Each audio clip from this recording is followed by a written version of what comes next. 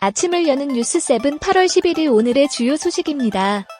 이재용 삼성전자 부회장이 구속된 지 207일 만인 오는 13일 가석방을 앞두면서 그간 정체돼 있던 삼성의 투자 시기가 빨라질지 관심이 쏠리고 있습니다.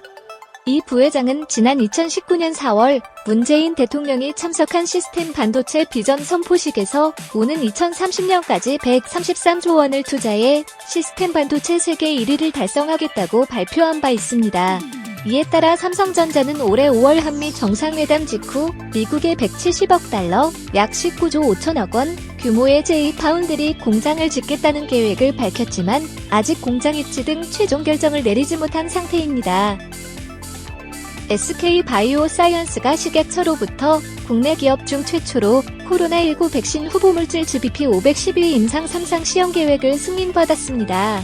이미 허가된 백신과의 비교로 효과를 입증하는 비교 임상 방식으로는 세계에서 두 번째로 3상을 진행하게 되며 내년 상반기 상용화가 목표입니다.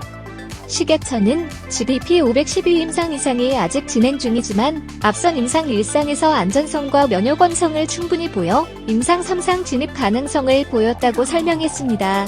만 19세 이상 건강한 성인 80명을 대상으로 수행한 임상 1상 중간 분석 결과 모든 백신 접종자에게서 중화항체가 생성됐으며 완치저 혈청 패널보다 5배 이상의 높은 수치를 나타낸 것으로 확인됐습니다. 이번 임상 3상 실험 대상자는 18세 이상 3,990명이며 시험 백신은 3,000명, 대조 백신은 990명에게 0.5ml씩 4주 간격으로 2회 접종할 계획입니다. 이번 임상 3상은 국내뿐만 아니라 동남아시아, 동유럽 등 세계 각국에서 동시에 수행될 예정입니다. 최근 보험사들이 10% 무해지형 보험 상품의 대대적인 절판 마케팅에 돌입했습니다. 금융당국이 이 상품을 더 이상 못 팔게 하자 보험사들이 저렴한 보험료를 내세워 막판까지 고객 모집에 나선 것입니다. 10일 보험업계에 따르면 DB손해보험 등은 17일 해지환급금 10% 미만 무해지환급형 보험 상품을 개정하고 판매를 중단할 계획입니다. 이 같은 결정은 금융감독원이 7월 중순 모든 보험회사에 공문을 발송해 해지환급형 상품 중 10% 해지환급형 보험 상품 판매를 중지하라고 권고했기 때문입니다. 무해지환급형 보험 상품은 표준형 보험 상품에 비해 보험료가 저렴하고 보험료 완납 시 돌려받는 만기와 환급금도 많아 인기가 높습니다. 문제는 보험 계약을 중도에 해지하면 받을 수 있는 환급금이 0원입니다. 사실상 이번 주가 10% 해지환급형 상품을 판매할 수 있는 마지막 기간입니다.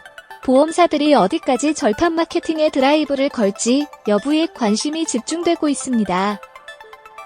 우리금융캐피탈이 우리금융그룹의 10번째 100% 완전 자회사로 편입됐습니다. 우리금융은 포괄적 주식 교환 절차를 마친 우리금융캐피탈이 완전 자회사로서 지주사로의 편입을 완료했다고 10일 밝혔습니다. 완전 자회사를 위해 이번에 추가 편입되는 소액주주의 잔여 지분은 9.53%입니다. 이로써 작년 말 수립된 우리금융의 우리금융캐피탈 경영권 인수 계획이 모두 실행됐습니다. 우리금융은 작년 12월 우리금융캐피탈 경영권 인수 때부터 완전 자회사 전환을 위한 계획을 세우고 3개월 만에 우리금융캐피탈의 100% 자회사였던 우리금융저축은행을 지주의 완전 자회사로 편입시켰습니다. 올해 4월에는 우리금융캐피탈의 2대 주주였던 아주산업 보유지분 12.85%를 매입했고 5월에는 우리금융캐피탈 자기주식 3.59%를 매입했습니다. 이후 우리금융이사회는 지주사, 캐피탈 간 주식교환 계약 체결을 결의했고 8월 11일 주식교환일로 정한 포괄적 주식교환 안건을 승인해 우리금융캐피탈을 완전 자회사로 편입시켰습니다. 우리금융캐피탈 소액주주를 대상으로 발행되는 우리금융지주 신주는 오는 27일 교부 상장될 예정입니다. 신한은행이 야심차게 준비한 음식 주문 중개 서비스 론칭이 예정보다 지연되면서 금융당국의 실태 파악에 착수했습니다. 시중은행의 고유 업무가 아닌 플랫폼 사업 영역에 무리하게 신한은행의 진출을 허용했던 금융당국의 책임론도 부각되고 있습니다. 10일 금융당국 등에 따르면 올해 7월로 예정됐던 신한은행의 음식 주문 중개를 통한 소상공인 상생 플랫폼 출시 시기가 오는 12월로 늦춰진 사실이 확인됐습니다. 금융위는 지난해 12월 신한은행의 음식 주문 중개 플랫폼을 혁신 금융 서비스로 지정했는데 처음부터 논란이 있었습니다. 사업 방향성이 모호했다는 지적이 있었는데요. 은행 측이 개발 인력을 충분히 확보하지 못한 상태로 무리하게 사업을 추진했다는 것입니다. 일단 현 시점까지 신한은행은 플랫폼 개발 비용으로만 150억 원가량을 투입한 것으로 알려졌습니다. 한편 은행 측은 대표 모바일 플랫폼 솔과는 별개 어플리케이션의 음식 주문 중개 서비스를 탑재할 계획에는 변동이 없다고 설명했습니다. 다만 초기 사업 착수 시기에 발생한 지연 사유에 대해서는 밝히기 곤란한 부분이라고 선을 그었습니다. 글로벌 전자상거래 플랫폼 카페24와 네이버가 1,300억 원 규모 지분을 맞교환하며 글로벌 진출 협력에 나섭니다. 네이버와 카페24는 이번 지분 교환을 통해 양사 간 플랫폼 연동 강화, 글로벌 이커머스 진출 협력, 온라인 사업자 대상 마케팅, 물류 등 서비스 지원을 예고했습니다. 또 양사는 풀필먼트, 네이버페이 등 금융, 인공지능과 클라우드 등 기술 분야까지 협력 범위를 넓혀나가기로 했습니다. 네이버는 국내 최대 규모의 자사 이커머스 플랫폼 역량과 카페24의 시너지를 살려 일본과 동남아 등 해외 진출 속도를 높이겠다는 계획입니다. BBQ 정보통신망 침해 등 혐의로 기소된 박현종 BHC 회장이 9일 5차 공판에서 박 회장이 2013년 BHC 매각 당시 총책임자라는 증언이 나왔습니다.